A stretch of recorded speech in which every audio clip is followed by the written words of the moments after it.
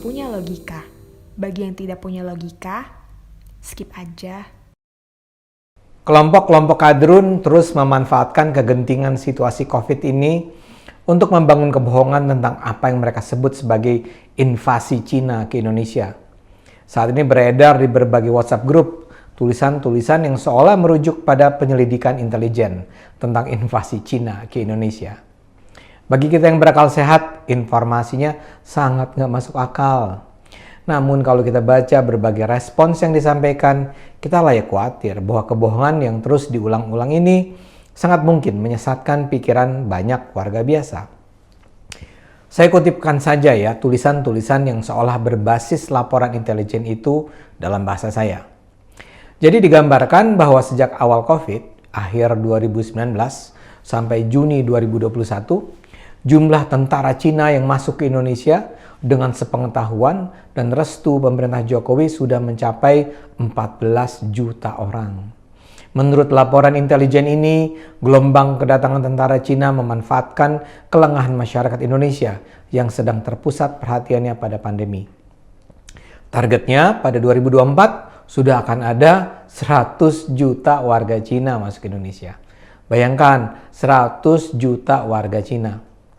Setiap kali pemerintah memberlakukan PPKM atau PSBB, pada saat itulah tentara merah Cina akan masuk ke Indonesia.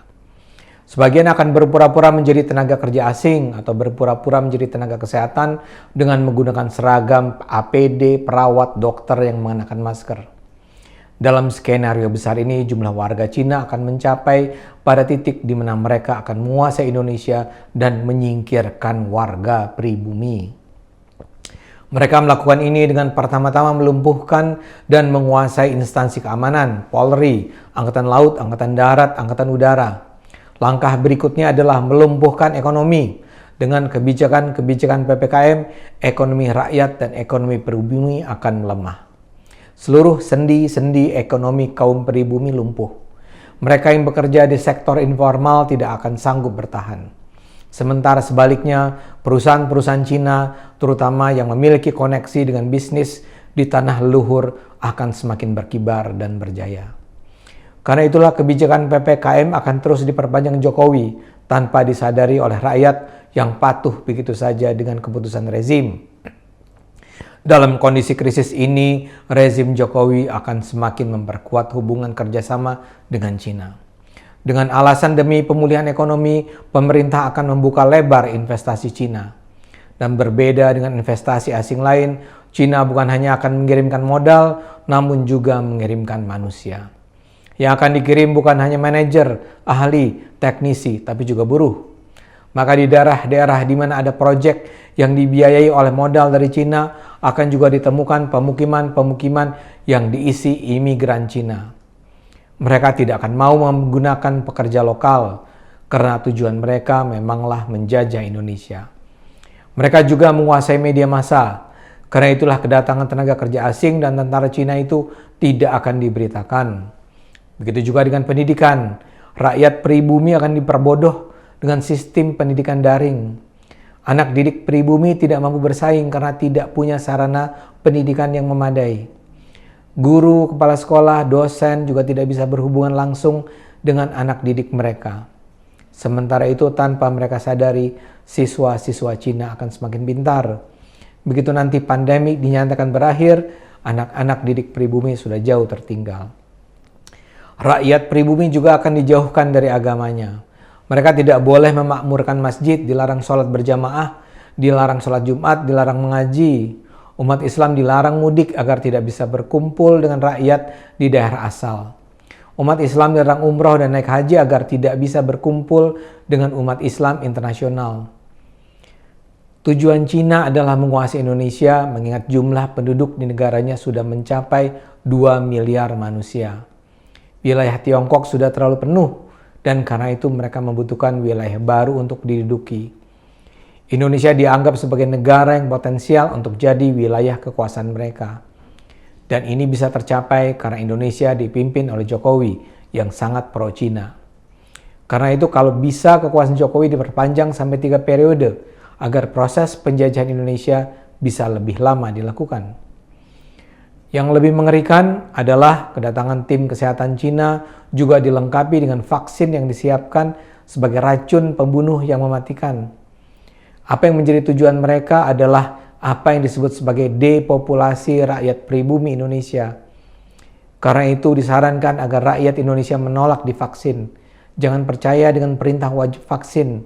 Gunakan saja pengobatan alternatif.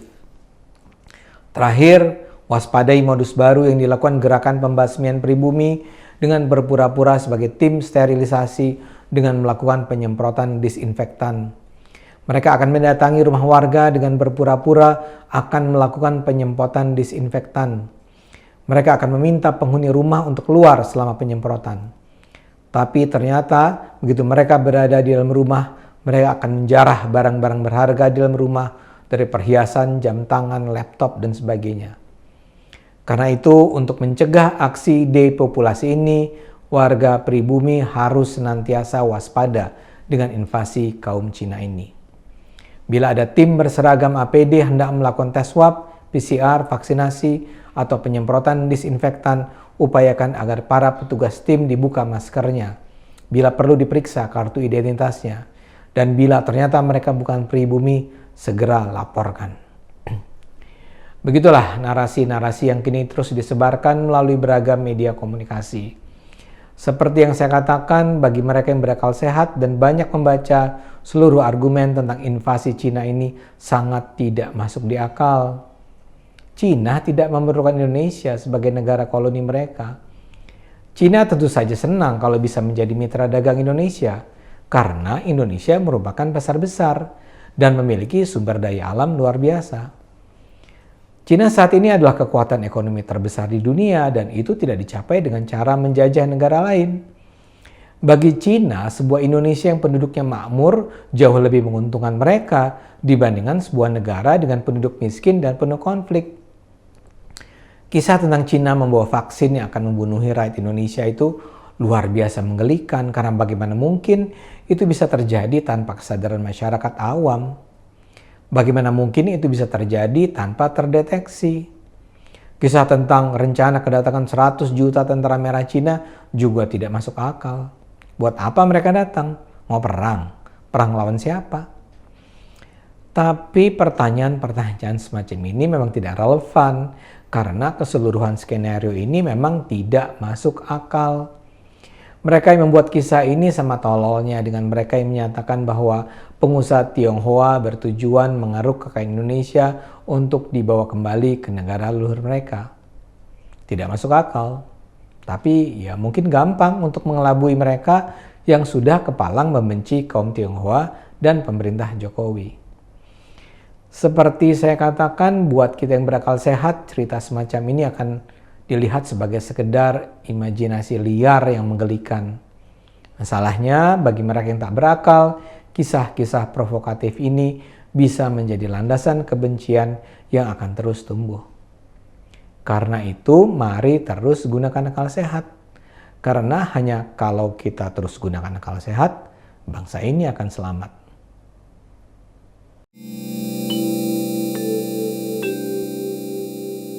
Video ini hanya untuk mereka yang punya logika. Bagi yang tidak punya logika, skip aja.